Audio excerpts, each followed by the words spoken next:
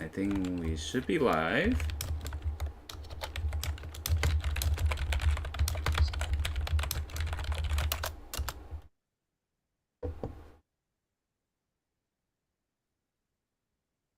Yeah, we're live. All right. Okay. All right. Hello and welcome everyone to today's episode of Corecast. I am your host Tim. Mikey. And this is Sile. Welcome, everybody, to a brand new, exciting episode of Quirkcast. Before we get started, if you haven't already, do join our Discord channel. And if you're watching on YouTube, we do this every Tuesday, 5 p.m. Pacific, 8 p.m. Eastern. Do ask us questions during the episode. And so let's get to it. So Tim and Mikey, this is something that I've been wondering about for quite a while. I remember when I was like learning about the theory of special relativity, Einstein basically came up and said, "Oh, there's no special frame of reference, no special perspective." And then I heard one of my physics profs saying, like, "Oh, actually, cosmologically speaking, there is actually a special frame of reference, as it's so called." So I really want to delve into that. So maybe it might be helpful to hear from either of you, like, you know, like I guess the crux of this episode, like why is this significant? What are people taught? Maybe we can delve into a little bit of history, just kind of lay the groundwork, and then like what's non-obvious about this, and then we can jump into it. I guess Mike, I'll start off with you. Yeah, sure. I think really what this discussion goes back to is the Copernican principle, right? So it might seem a little bit disconnected, but for those who don't know, the Copernican principle is the idea that uh, well, when humans first started questioning their place in the cosmos, right? Like I guess the first assumption was that the Earth was at the center of the universe, that it was a special place. Um, And the original models of the solar system had the Earth being at the center with the sun going around us, because that's what it looks like from our perspective. And the Copernican principle basically is the idea that the Earth does not occupy a special place in the universe. And we've since then reformed our astrophysical models towards one where the sun is at the center of a solar system that the Earth is spinning around, and that actually the sun is just one star out of many in a galaxy, which is a collection of stars. And um, so the idea of the Copernican principle is very powerful just because it's been true so often. Every single time that humans have thought, oh, like perhaps we occupy a special place in the universe, we've been wrong when we've checked that. There's no indication that this particular patch of the universe is special compared to some other patch of the universe. And that actually turns out to be very, very essential to the laws of physics. For example, if I drop a ball on Earth, it'll fall to the ground. And I can use the laws of physics to calculate how long it'll take for that ball to drop to the ground. We assume that if I travel to Mars, I can use the same laws of physics to calculate how fast it will take for a ball to drop to the ground. That's not necessarily obvious, right? Like it could be that if I go to Mars, maybe a completely different set of laws of physics apply, right? Like you can imagine a universe like that. It'd be kind of wacky, but there's no a priori rule that says that the laws of physics here have to be the same as the laws of physics there. But when we look out at the stars and other planets and stuff like that, we observe the same kind of processes occurring there that we do here.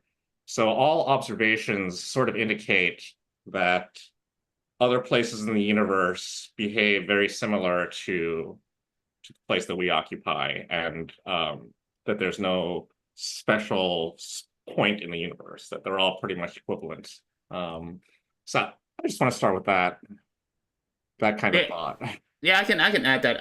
I think Einstein famously has sort of two theories that he postulated, and they both turn out to be true, and also tested to very high accuracy. The first one is a theory of special relativity. It says that, as Mikey was saying, it basically formalized the idea that the physics that you observe should be independent on how fast you're moving. It doesn't matter if you're moving close to the speed of light or not at the speed of light. you should see the same physics. So it really means that if you're in space, you just empty out in space, and let's say you turn on the engine of your spaceship, and then it's moving quite fast now, and you turn off the engine, just let it glide. You would see no difference as if you never turn on the engine at all, and that has been tested out to be true, right? This is sort of the I think this is part of the what we call the equivalence principle. Probably not the general version, but a special version. Yeah, it says that you can't really, and in some sense, because the physics is the same, you can't really tell how fast you're moving. There's no such thing as absolute speed, right? But actually, whenever someone learns physics, immediately you see sort of a little bit of contradiction from real life, because like if I go into my car and start driving, obviously there's a speed gauge, right? It says, hey, I'm moving at 50 miles per hour. And Einstein tells me that I can't measure the speed at which I'm moving. So what the heck is going on, right?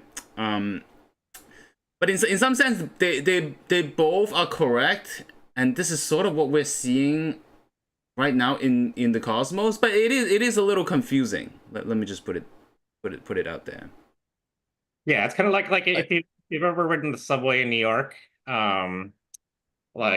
sometimes usually when you're riding the subway, or I guess in any city, you're sometimes you pass by a station and you see the people flying by you, but then sometimes you come up next to a train that's going the exact same speed as you, and you're just looking at each other across the train as if you're both standing still, and you can both like throw balls up and they come straight down, and you can say who's standing still, who's the one that's actually moving. Am I standing still, and are you moving with respect to me, or are you standing still and I'm moving with respect to you? Like, is there a point, is there an actual true point of standing still in the universe? And as Tim alluded to, Einstein's theory explicitly says that the answer to that should be no. There's no person, like there's no reference frame that is absolute in the universe. There's only relative speeds. There's no such thing as an absolute speed. That's kind of like the dogma of modern physics. Yeah, I want to quickly define what frame of reference is. I mean, it may be very obvious, but as we're discussing this, we're going to be using that term many times. Is Mikey, I'm going to point to you. You look excited. Yeah, it's not, I think it's not obvious. So how do we define a reference frame? A reference frame, my room is a reference frame, right? A reference frame, I guess technically, is anytime I can draw three XYZ axis, like I can put it here. This is my reference frame. If I'm on a subway, then my reference frame is moving with me. And it's the coordinate system that I carry around with me. And so the reference frame is what we refer to as according to my reference frame, I might be moving, but according to your reference frame, I might be standing still, or vice versa. So whose reference frame is correct? Einstein is saying that no, there is no one correct reference frame, that all reference frames each other. I just kind of a tongue-in-cheek sort of question. If I'm speeding and a cop says, "Oh, do you know how fast you're going?" Will this argument work? Well, if the cop understands people, he will very slickly reply that the speed limit applies relative to the road, and so yeah. Fair enough. Apply relative to the reference frame of the pavement. Gotcha.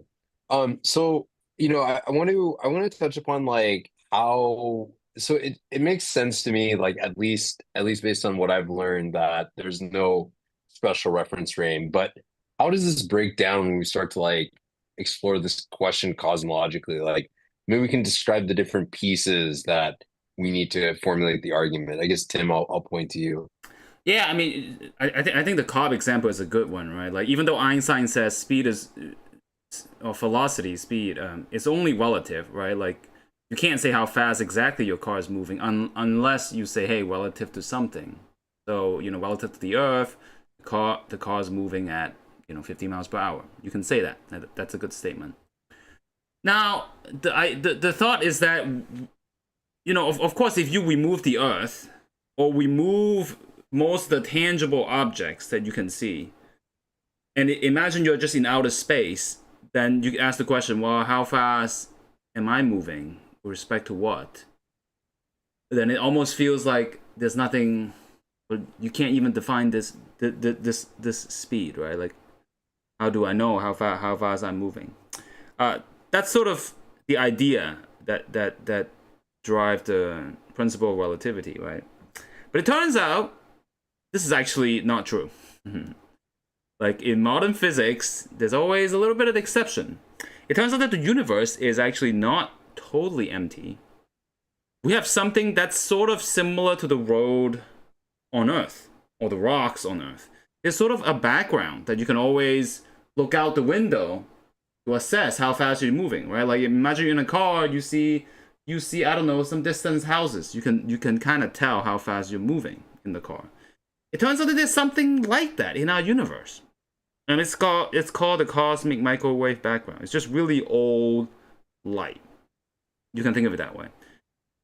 And if you look at this really ancient light, you actually could kind of tell how fast you're moving, sort of. So in a sense, it's similar to the situation where, a cop telling you that you're speeding. Like if you're moving really fast on a spaceship and you look out the window and you see the cosmic microwave background, and you could realize that, hey, you're really speeding. Like you could get a speeding ticket. You actually could. Like that, at a court of law, it actually can be defined. So that's the contradiction, kind of, yeah. I guess one question I have, like, before we jump into this is, let's say I'm in a rocket ship and like there's nothing around me, but say I have like a certain amount of rocket fuel and I'm just like, okay, I'm just going to, like use it and move and like increase, accelerate. And couldn't I have some notion of speed relative to like the amount of force that I'm injecting out from rocket fuel? Or like, is that a thing? Or like if there's nothing around me, can I use that to measure speed Well, yeah, and I say guess. I'm going this fast? Well, the thing is, once you eject the rocket fuel, now there is something around you, right?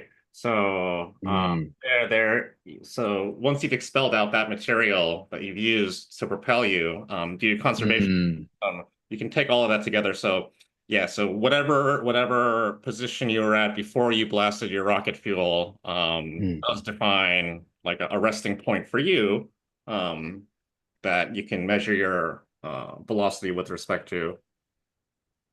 But Right. I think the reason this is so confusing is because this is actually like, it's one of those things where you take like 5 or 6 years of physics and they try to beat this out of you, the idea. So yes, like how fast is the Earth moving? The Earth is moving, blah blah blah miles per hour around the sun. Oh, but that's not the real speed of the Earth because the sun is moving around the galaxy. So the real speed of the Earth is like, million miles an hour, like flying around the galaxy. But the question is always like, how fast is the Earth moving relative to what? Like, is there like a road? Is there like a stationary pavement that we can say, oh, okay, the Earth is moving like 100,000 miles an hour through the universe? Like, is there something with respect to which we can say that? And for the first 5 years you study physics, they just beat into you the idea that no, there's this question does not make sense. You cannot ask the question, how fast is the Earth moving? Because there is no stationary point that you can speak relative to. And then when you learn about the cosmic microwave background that Tim just described, then they go back and say, oh, okay, actually, we're just kidding. There is it's a stationary point in the universe that you can measure with respect to. Yeah, I think it's sorry. I think it's useful to draw a comparison, right? Like so sure, Sahil, you can say, oh, you can measure speed relative to the fuel that you ejected. But imagine there's let's say some intelligent alien sitting in Andromeda, Let's say you send that information to the alien. The alien will be like, well, I don't know where your rocket fuel is heading. So your speed is meaningless to me, even though you measure it with respect to your rocket fuel, because I can't see the rocket fuel, right? But if you look at the speed of your rocket with respect to the cosmic microwave background, it turns out, at least approximately, the alien in Andromeda will also see a similar cosmic microwave background. So you can, if you send that information to the alien, that alien will get some idea on how fast you're moving. They'll actually be able to understand, be like, you know what? You were moving real fast. Otherwise, the speed is sort of meaningless. So that's the distinction here.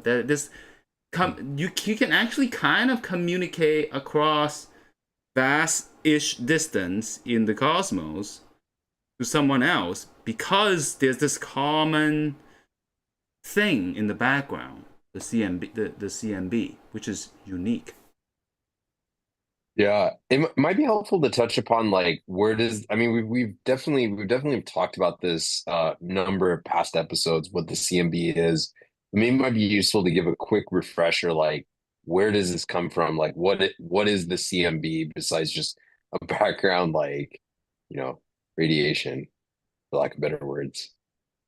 Yeah, I would say the CMB is sort of it's probably the closest thing to what physicists used to call the ether, although it is not the ether. Back in the days, back in the days when physicists were studying electromagnetic waves, they didn't know what electromagnetic waves were, and the closest thing that they can conceive of is water waves and sound waves, and all these waves require a sort of medium to move. Like, in order for you to have water waves, you gotta have water, right? So they thought that electromagnetic waves has to move through some medium, some electromagnetic medium. They call that the ether. But unfortunately, that doesn't exist. It's now proven to be true. Like the electromagnetic waves does not require a medium to propagate. But nevertheless, because of the way our universe is, because the theory of Big Bang, at some point the universe used to be really hot, and then gradually cool down. When it was really hot, just sort of imagine an oven that was heated up quite a bit. This afterglow of the cosmic oven has left this afterglow has permeated the entire universe. So it's sort of like a fluid, but it's a fluid of radiation. Yeah. This fluid of radiation has permeated for, 13 billion years. And this is the background that we're talking about. Like literally, I think literally it's everywhere right now. But you generally can't detect it because it's really hard to detect. It's really low energy, very low temperature, very, very low interaction. So ordinarily, TV. Sorry? All you need is a vacuum tube TV to detect it. Well, it has to be liquid nitrogen cooled, calibrated, but... Oh, no, the cosmic microwave background, the old TVs, the static on the old TVs, that's the cosmic microwave background, right? Is that? No, I think there's too much noise. There's too much... No, that is. The white noise on old TVs is the CMB. I'm sure that's true. No, there's too much radio disruption, I think. There's too much radio waves on Earth. Look it up. You'll see the story. Yeah, I wanted to ask primarily like so this is actually, yeah, about the ether. Couldn't you say space-time itself is a medium, and technically it requires like light requires this like space-time medium to actually travel through? What's interesting like ether and calling space-time like an ether itself? That's a really good question. So I would, and I was actually thinking about that while Tim was explaining. So you could say that, yes, like Tim mentioned, people were looking for this medium. Like, in order to have water waves, you need water, water waves without water. So what's the equivalent thing with electromagnetic waves? And so there was this idea called the ether, that maybe there's this substance in the universe that is vibrating, creating electromagnetic waves. And as Tim mentioned, physicists did very specific targeted experiments looking for this medium. They didn't find it. It turns out that the medium that electromagnetism operates in is space-time itself. Hmm. That space-time does, Einstein was right about that particular fact, that the medium space-time does not have a reference frame. What occupies the space-time is what creates the reference frame in this situation. So you could say that the ether does exist. The ether is space-time, and that the ether has no reference frame. So it's not really an ether. But kind of is. Yeah, I want to point out a crucial distinction though. So you can think of space-time as an ether, but space-time has this really weird property that if you move really fast, and I know we've said again and again, this you cannot measure absolute speed. But in any case, let's say imagine you accelerated, you put a lot of energy, and you know, with respect to the fuel you ejected, you'll be moving really fast. If you do that in a spaceship, space-time actually does not change. It's really weird. It's invariant in that way. But imagine that. Imagine on Earth, you start running really fast. You're gonna feel the wind blowing in your face. You feel it.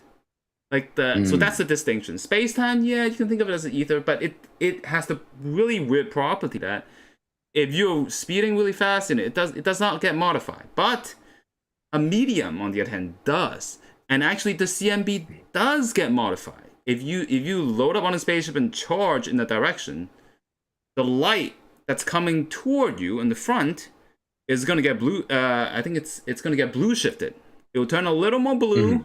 Then the light behind you, it will turn a little more red. So just by looking at the color of the cosmic Milky Way background, you can kind of tell, hey, like, which way am I going? It's like a cosmic speedometer. Yeah.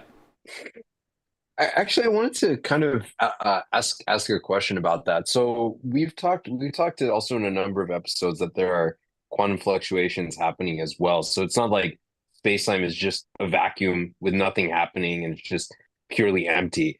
So couldn't you say like the particles that we can't actually measure popping in and out of existence are kind of like the ether? So I remember in a past episode, Tim, we were talking about like how if you tried to accelerate near the speed of light, you would essentially see particle pairs popping in and out of existence, and you could use that as like a form of, oh, looks like I'm getting closer to the speed of light or something like that. So we really want to touch upon that. Like, is there a distinction? Like, even if the CMB didn't exist and you just had empty space with quantum fluctuations happening, would this still hold? Would just want to better understand this. That's actually an excellent question, right? So it turns out that quantum physics does work reasonably well with relativity, but the difference is acceleration. So if you're just moving really fast, close to the speed of light, you wouldn't notice anything. But during that transition, when you accelerate, yeah, you will see what we call the pair creation, the particle pair creation. You can just feel energy coming in. Particles get created. So that's different from so this has to do with accelerating towards something. Yeah. So without this, let's say the CMB is gone, you just have quantum physics. You still would not be able to tell there still would be no way to define a cosmic speed, but you can define an acceleration, and that does not contradict with Einstein's laws. I see. So what you're saying is if I were moving at like a really, really high, I mean, I know you can't really measure it, but let's say like you were moving close to the speed of light, like take a neutrino, for example, like that's moving really close to the speed of light, of course, relative to us, but you know, it like if you were going from a neutrino's perspective, would you be able to tell that you're moving fast-ish?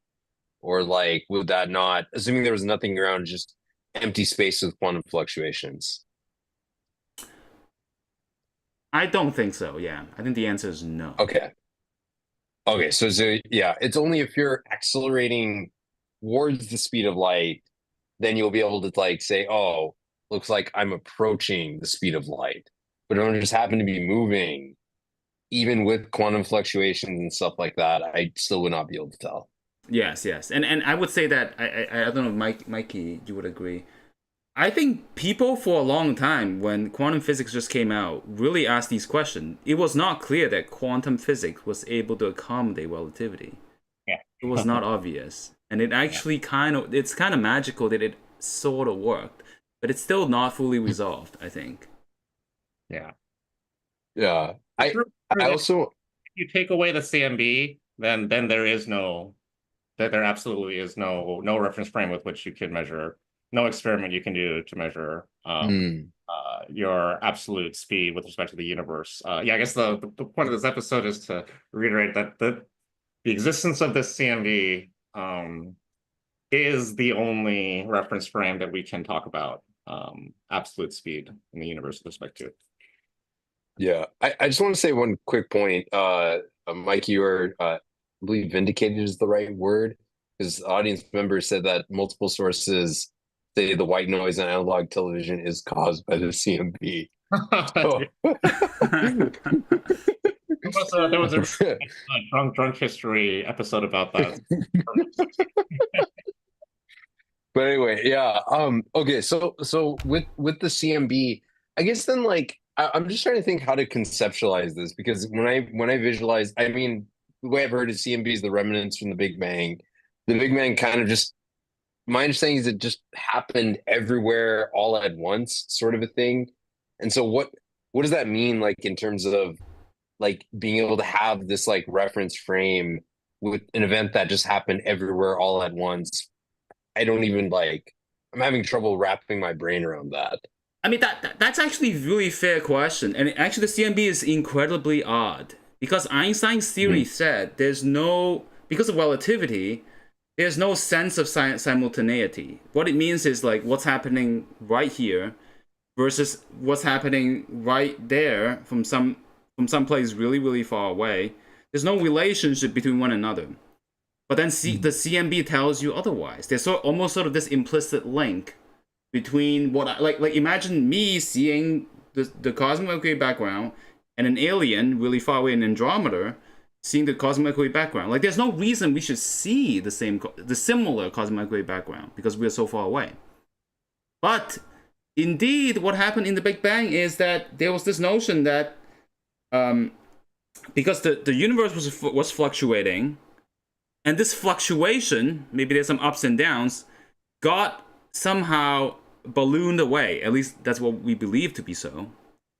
And somehow this link, this relationship between the CMB in one location and the other location, they become related. And that's really odd, and that create this notion that when the CMB was created, that it's happening at the same time everywhere. And in some sense it's contradictory. Like Einstein's relativity says that this can't happen. You can't have simultaneity everywhere. But yet, because of this weird artifact, the way the universe has expanded, in some sense there's sort of a simultaneity of the universe all expanding kind of in unison at the same time in a weird way. The only way they can simultaneity is if things are at the same point of space at the same time. We can only define simultaneity with two things that are right next to each other. So this mystery that Tim was talking about the fact that the CMB looks to have this simultaneity imprinted on it, we think comes from the fact that it did come from like essentially the same point, ballooning outwards, as Tim said. That's kind of confusing. Yeah, it doesn't answer the question of how it happened everywhere at the same time. But I mean, everywhere is also ambiguous, because I don't know, at the time of the Big Bang, like what does everywhere even mean? Exactly. Yeah, Like that's it was like everything, right? Like from my understanding, like this, I don't even know how to even think about it, to be honest. But I guess one question I want to ask, and Tim, we had this discussion. I want to rehash it for this episode.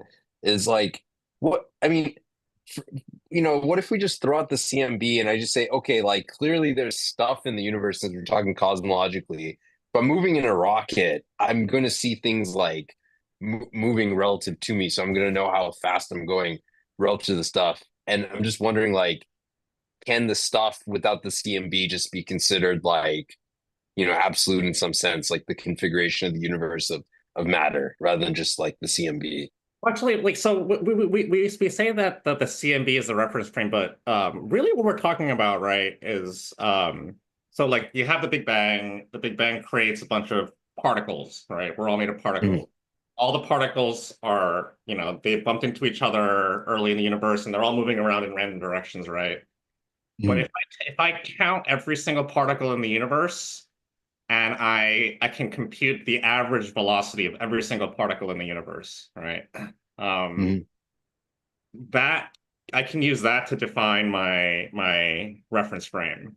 And that's basically what we're talking about here with the CMB. It's basically Mhm. when we say that the universe has a reference frame, we mean all we mean is that you can take the average velocity of everything in the universe and call that zero. And then we can measure our Oh. Yeah, it's actually a very interesting thought experiment that you have. For example, forget about the CMB, right? Like if we blast off from a spaceship from the Earth, from the solar system, and approach like 99.9999999, let's say really close to the speed of light. Let's say we're gonna accomplish that. And let's say we go to the nearest star. I don't know. Was it? I know it's not Alpha Centauri. Whatever. One of the closest star, right? Yeah. Chances are, as we pass that star, we're gonna pass it at a very similar speed, 99.9999. And if we somehow we're able to jump out of our own galaxy, the Milky Way, and go to Andromeda, and just pick any random star in Andromeda, hey, chances are again that speed relative to whatever star that we're passing, it's still very close to 99.99999, right? So like Mikey was saying, the CMB is just like a nice anchor, but all the galaxies, the planets, and all the structure in the universe is actually a remnant of the CMB. The CMB, there were hot spots and cold spot, and the hot spot where energy was. Those form galaxies and galaxy clusters. The cold spot is where the void is. So we're really talking about sort of the average of the universe, and it's kind of remarkable that this average is consistent in different patches of the universe, and that's why yeah, if you ignore the CMB and you're in a spaceship, you can measure the velocity of the stars around you, how far they're moving away or close to you. You get the same answer. You can measure sort of this absolute speed, but I want to emphasize that only approximately, maybe up to, I don't know, a few percent of the speed of light. It's not precise because it's a statistical average. Yeah. Yeah. Yeah. I wonder though that like with I'm just sort of thinking about this more or less. Actually I completely forgot my thought. Uh it's escaped me. Actually, yeah, no, now I remember. So I want to touch upon like what does this mean for relativity? Does this mean, the famous every time like there's a new discovery, people are like, oh, was Einstein wrong and all this stuff? Like, can I ask this here, or is this like no one of those moments? I mean, I think Einstein was correct, but he did miss this one important cosmological point. I don't think he missed it. It's just that it's beyond his time, right? We have better understanding of the universe now, and we know that um, there's more to just, space is not empty. There's stuff in it, right? Um, and this I don't think this is something that Einstein could have anticipated. But the principle is correct. It's just that there's stuff in the universe. Yeah, Hmm. I would have to say go against being able to say that Einstein was wrong. Yeah, because well, like Einstein's absolutely correct that the medium, the substance that vibrates to give us the electromagnetic wave, that that stuff is has no reference frame. It's a medium. We call it the photon quantum field, and that thing doesn't care. It has no idea about absolute velocity. That's true. Um, it's just that later on we made astrophysical discoveries that there is stuff out there that we can kind of use as a reference frame to measure our velocities. So if someone wanted to say that this proves Einstein wrong, they would really be like, it would really be like a sneaky backhanded like way of Wait, but let me do add though. Maybe not in this universe, but maybe in an alternate universe. Let's say the structure of the universe is a little different. Einstein could have been disproven. Maybe How? then. Well, I'm saying we could you could actually imagine in an alternate universe where the laws of physics really has a favoritism to this special reference frame. Like people have played games with theoretical models like that. Like I don't believe this to be true in our universe, right?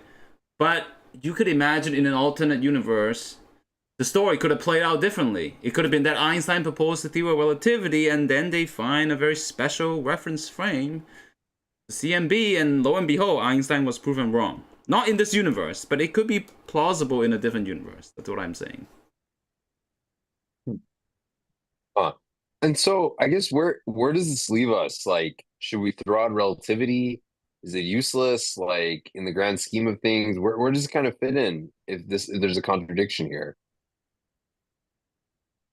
I say it leads to another mystery, right? So Einstein's theory of special relativity was superseded by the theory of general relativity, which says that hey, let's consider space and time when there's stuff in it, right? So that framework, it very well accommodates the cosmology background.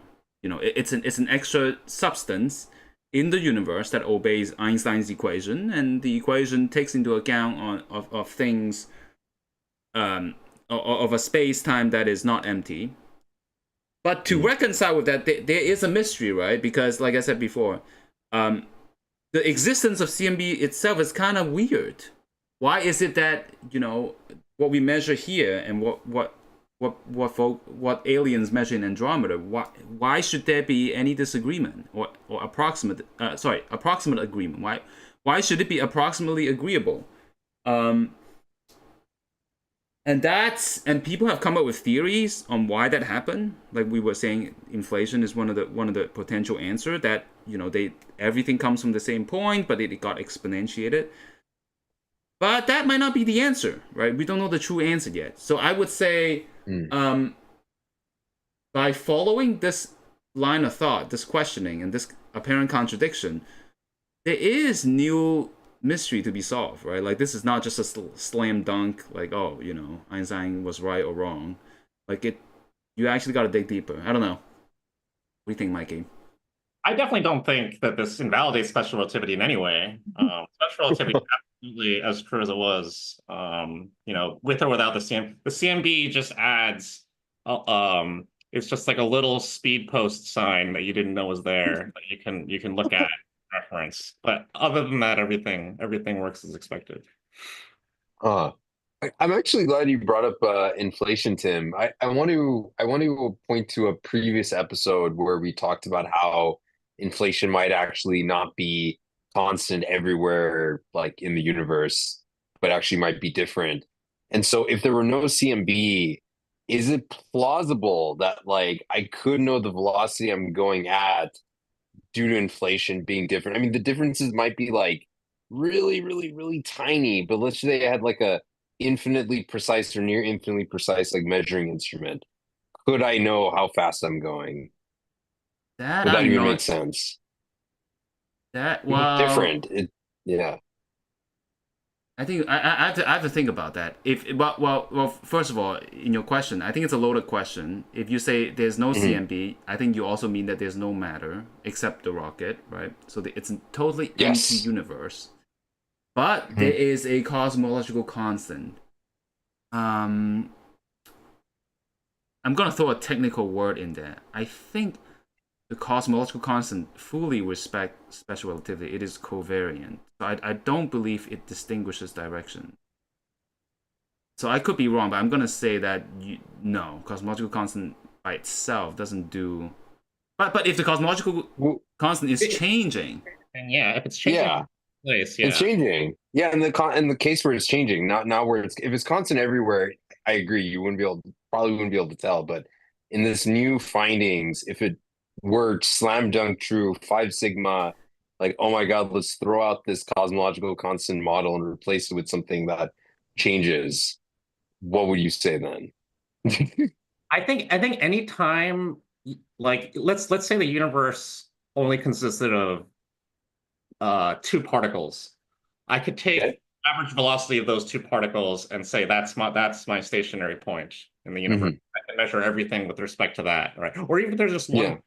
universe, right? I could just say, okay, that particle is staying still and everything is moving with respect to that particle. So anytime you have anything moving in the universe, you can always say, okay, that's zero, and we're measuring everything relative to that thing. Right. Hmm.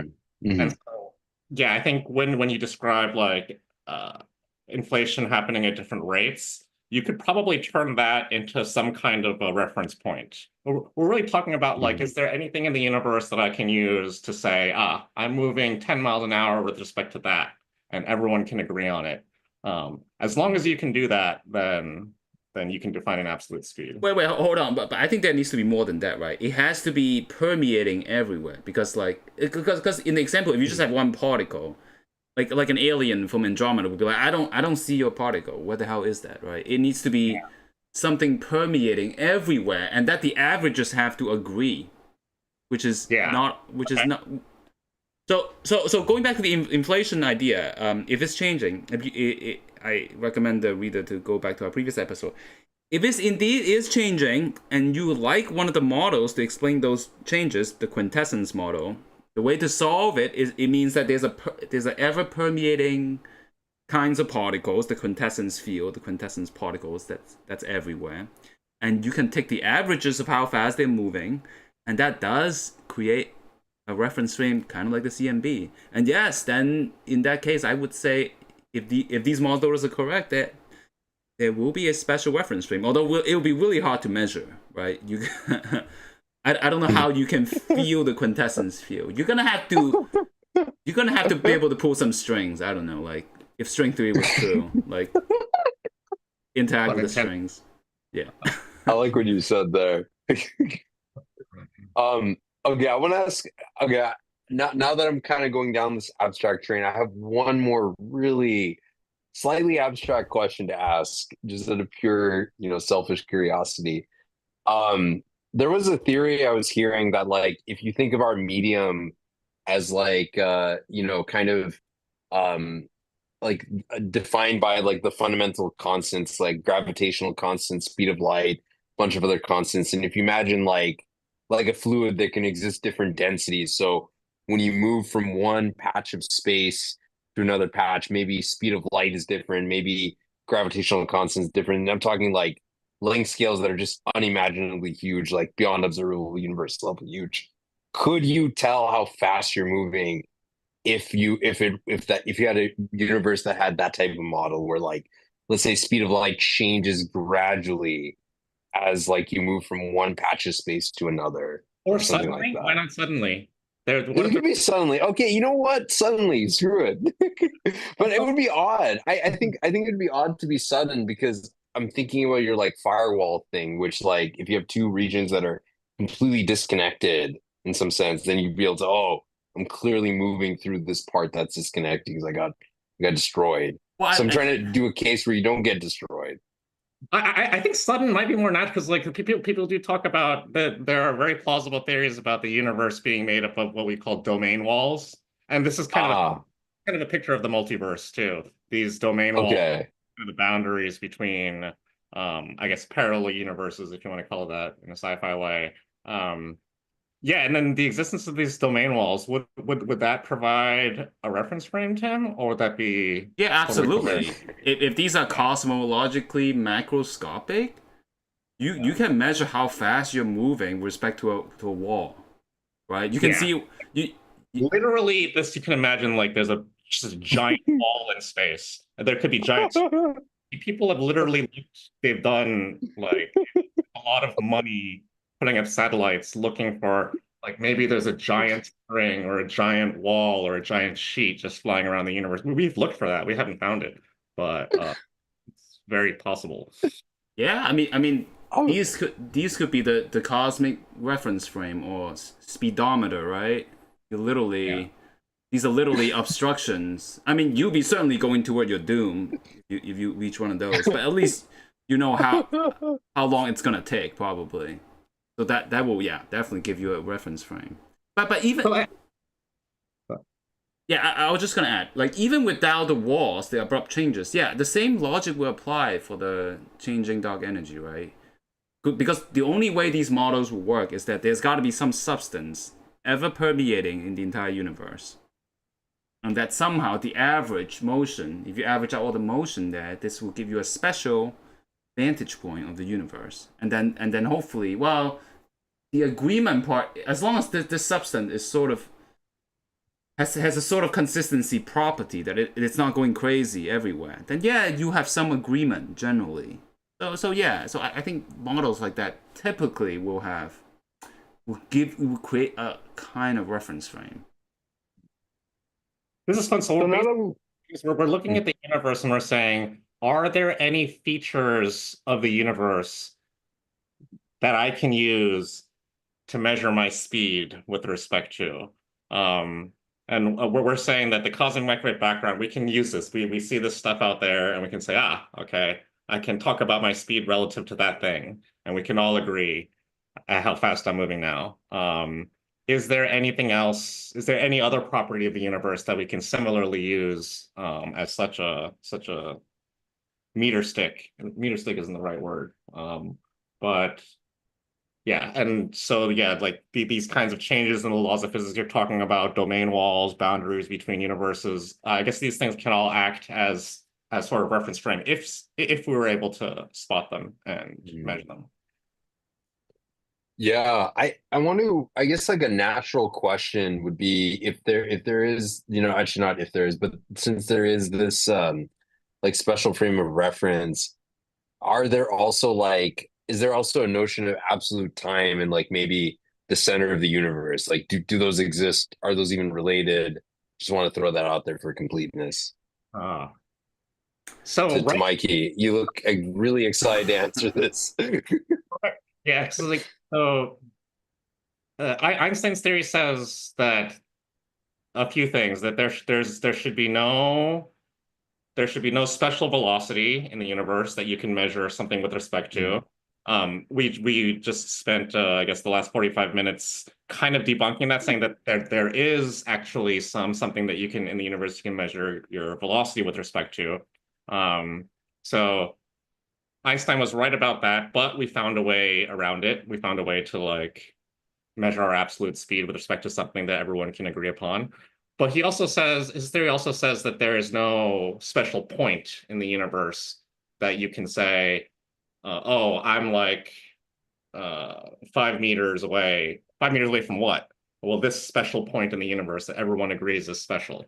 So now you're asking me, is it possible that that could be wrong? Is it possible that there could actually be a special point in the universe? And I think your example, your previous example um, would be one of those. Like if there were multiple universes and our universe actually does have a boundary, then yes, that would create a special point in the universe that everyone can agree on and look at and say, okay, I'm this far away from this reference point. mm, Yeah, and I mean, I don't know, like in the multiverse picture, right? You can imagine a universe was born because there was a bubble at some point. And then the universe went through a phase transition, almost like a bubble coming up in a boiling water. And if that's the case, the bubble will have boundaries, and if you average out the boundary, there will be a center. Yeah. Um, then this universe, there is sort of a center of the universe, right? But then, of course, if the bubble expands so fast, so rapidly, you might never be able to reach the boundary. So you can't know the boundary, and as a result, you might not be able to see the center. So there's a bit of a dichotomy here, right? Like if the bubble is expanding so fast, you can never reach the boundary. Then it would look as if there is no center of this bubble universe. But if you are able to play God and see that, hey, look, here's a universe born from the multiverse from a bubble, then kind of there's a center. I don't know how to think about that, but Yeah, that's really so. We're literally in a situation where if you're in a room that's so big that you can't see the walls because they're so far away, and I'm asking you where is the center, you could come up with a theory of physics that says that there's no such thing as a center, and that would probably work really great up until you uh, walk far enough to run into a wall, and then you might realize, okay, there's something like a center. Maybe we have to adjust the laws of physics, but well, I mean, but here the walls are literally running away faster than the speed of light, right? So this is yeah, kind yeah, of like an oddball. Like, is there a center? Is there not a center? I'm not sure. That's probably why Einstein's equation works, because if the walls are moving away faster than the speed of light, then you can literally say that there is no center, because Hmm. any notion that would allow you to measure a center with respect to is outside of your reality. So I don't. Yeah, I would actually bet that that's the resolution. Mikey, this is kind of reminding me of something that you have mentioned many times on previous episodes, a kind of visualization that like we're all inside of this black hole, and like the event horizon on the cosmic horizon on the outside is moving fast away, and like you have a bunch of maybe other black hole universes that are like around it, and I don't know, something like that. Yeah, I don't know, I kind of visualize. Yeah. yeah, that's a helpful visualization for me. Yeah. Yeah, I just kind of imagine like more spaces being created, and you can't ever reach like this so-called boundary. You know, that is interesting. So I guess where does it leave us with time? Like, is there an absolute notion of time? Like how much time has passed? We talked about space, but I mean space and time are related now. So, what say you? So obviously there's a special point in time, right? Because we're talking Oh, about Bang, right? So yeah. that breaks special relativity already, right? Okay. Yeah, yeah. So how, like for example, we measure what 13 billion years. That's how old the universe is from our measurement, give or take, right? And probably an alien on Andromeda would measure similar numbers. So space and time are linked. So if there is sort of so if there's a special frame of reference, then this is what makes the age of the universe kind of a well-defined ish quantity. Yeah. But I guess like can you translate that over to space, or is it not as clear cut? Why is it not as clear cut for space? Like it seems for time, like there's this agreed upon, oh, like so long the universe has been existing for in the state that we know it. Why can't there be a similar thing for space? Like there's a special point in space that we all agree on.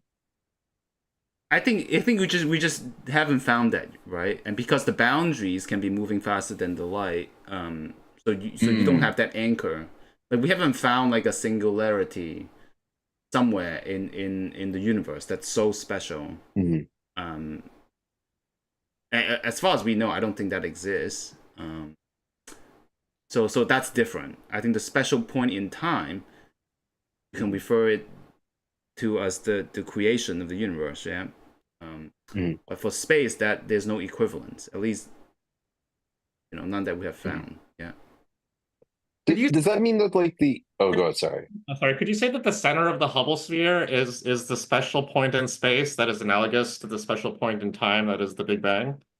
Well, but if you go to Andromeda, that will change, right?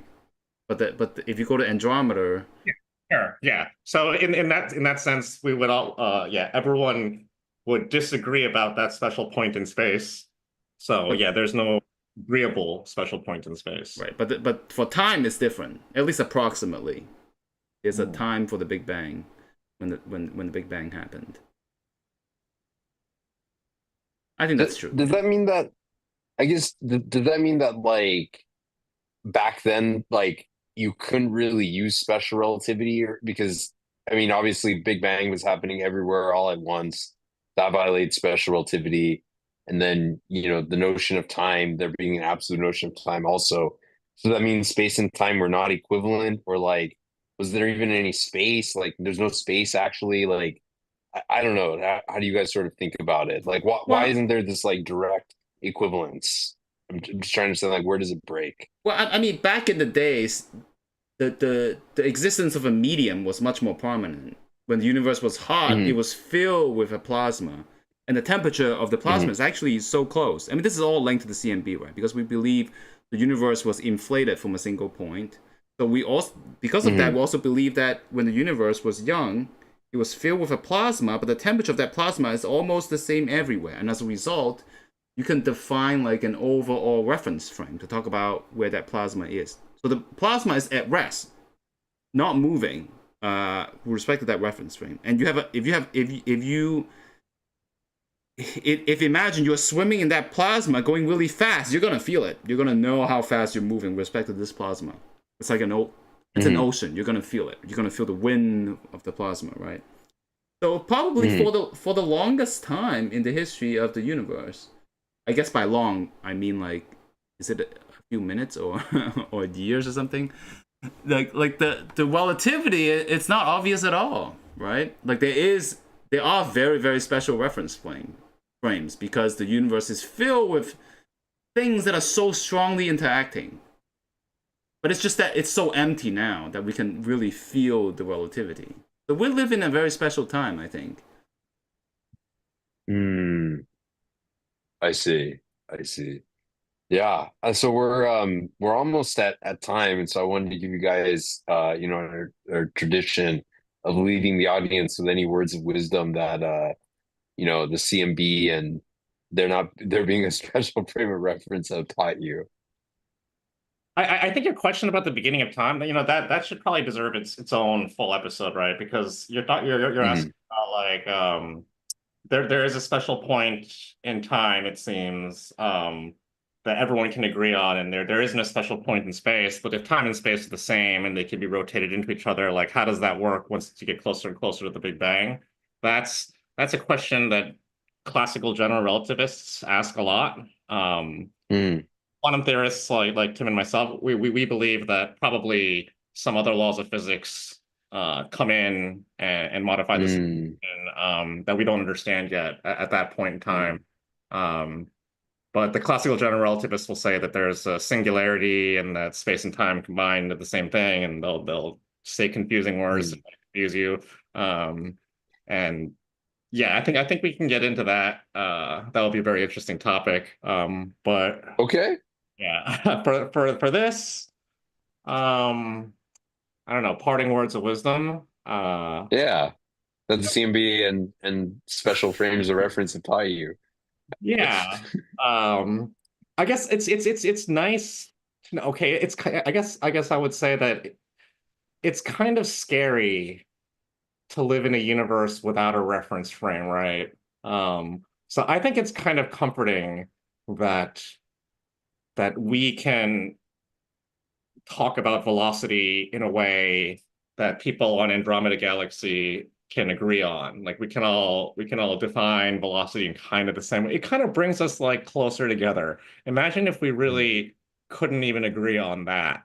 It would be much harder to get along with aliens. So even though Einstein says that every reference frame is equivalent and that there is no special reference frame and there's no absolute speed, there are certain little things in the universe. This is there are other examples too that like people can look on, like so-called standard candles that people can look on and kind of agree on, like a universal clock or something like that. And this is one of them. And I just think it brings us the whole universe a little bit closer together. Mhm. Well, I think for me, I don't want to bring any religious undertone, but I think just that, just that Religious. when you learn in physics initially, it's beaten into your head that there's nothing special. Our world is not special. Our planet is not special. Our galaxy is not special. Whatever. But slowly but surely, we're finding actually there's some of these really weird incidents that makes our moment in time in our universe actually kind of special in some ways. It's kind of I don't know, maybe the field has gone a little too far in one direction, and it's bringing it back a little bit, and it.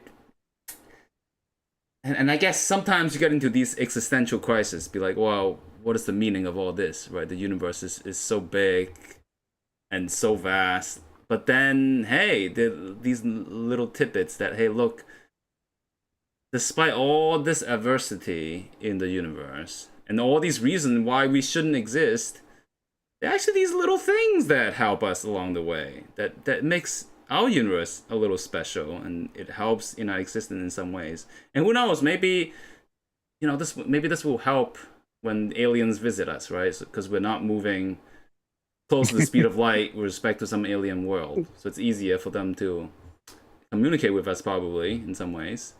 So yeah, there's something going on with the universe that's actually more than just treating us like ants, kind of.